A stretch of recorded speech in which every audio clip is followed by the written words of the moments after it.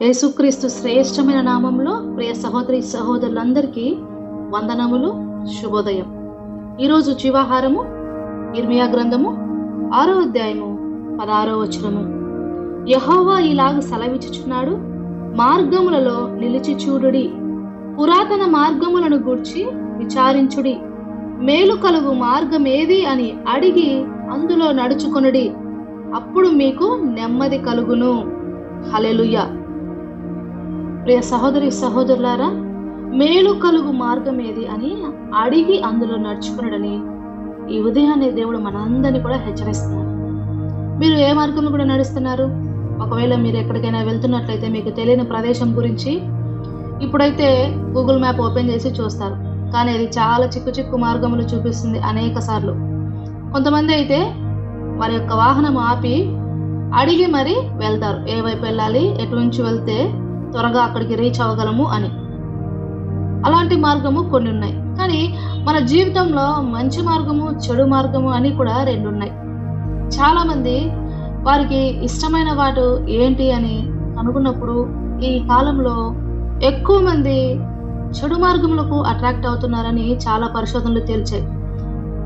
అందులో పావు వంతు తమకు అవకాశం లేక పాపము చేయడానికి మంచి మార్గంలో ఉన్నారు. అనగా వారి తల్లిదండ్రులను బట్టో, వారి పెద్దలను బట్టో, వారి యొక్క పెరుగుతున్న వాతావరణం బట్టో మంచి మార్గంలో గుండా నడుస్తూ ఉంటారు తప్పని పరిస్థితుల్లో.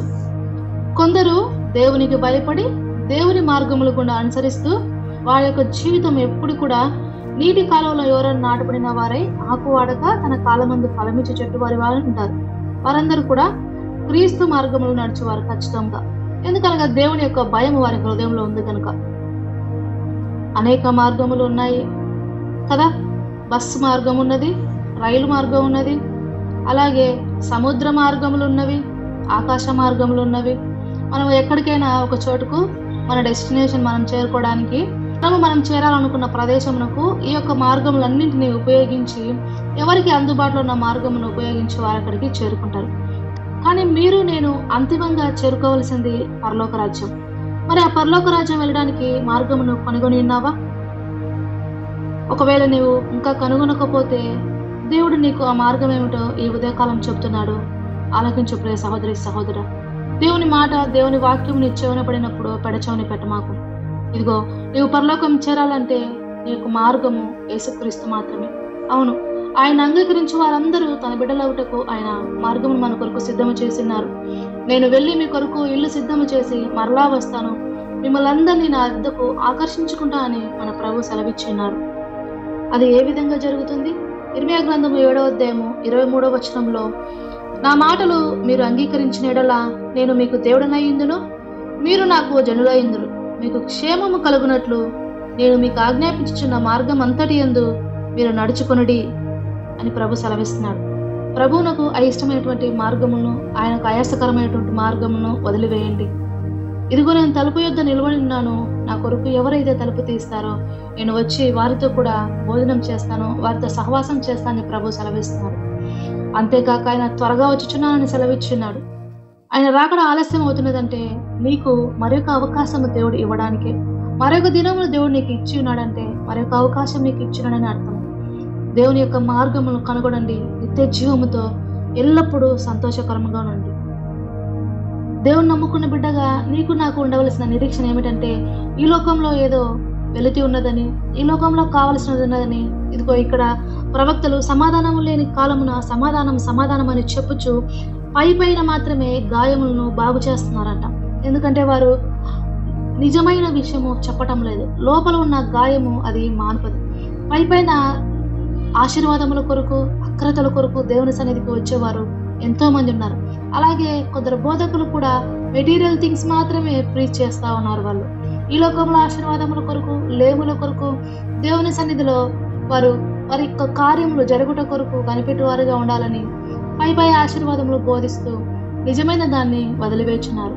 నిజమైన విశ్వాసం అనగా, నిరీక్షణగా ఒక క్రైస్తవునికి ఎప్పుడు మరణం వచ్చినా నేను పరలోకానికి వెళ్తాను, అప్పుడు బ్రతికి ఉన్నను మరణించినను జీవితం నాకు ఒక్కటే అనే నిశ్చయితలోనికి ప్రతి ఒక్క క్రైస్తవుడు కూడా నడిపించబడటం.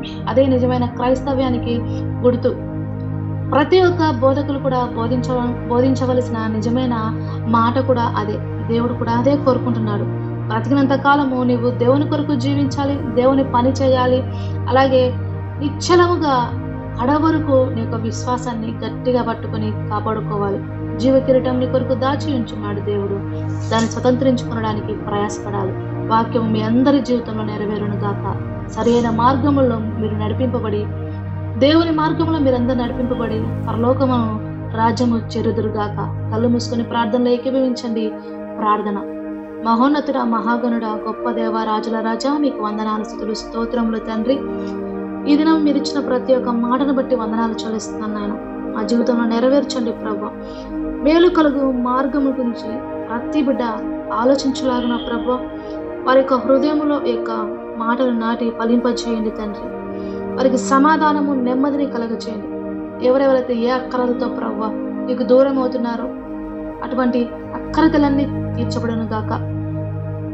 ప్రతి ఒక్క బిడ్డ కూడా నాయన ఈ లోకంలో ఉన్న వాటిని, లేని వాటిని అన్ని మరిచి నీ సన్నిధిని స్తుతించుటకు, గణపరచుటకు, ఆరాధించుటకు ప్రభు ప్రతి ఒక్కరిని సిద్ధపరచండి. అటువంటి మెచ్యూరిటీలోనికి ప్రతి బిడ్డను నడిపించండి ప్రభు. నువ్వు నా తోడుండగా నాయన నీవన్నీ మావి, మావన్నీ నీవి అని నిశ్చిత ప్రతి బిడ్డకు దయచేయండి. నమ్మకము, విశ్వాసములో వీరులుగా ఉండటకు సహాయం చేయండి.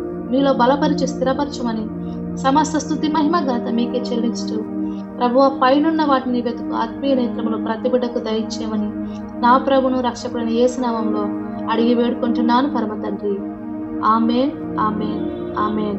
God bless you all. Have a great day everyone.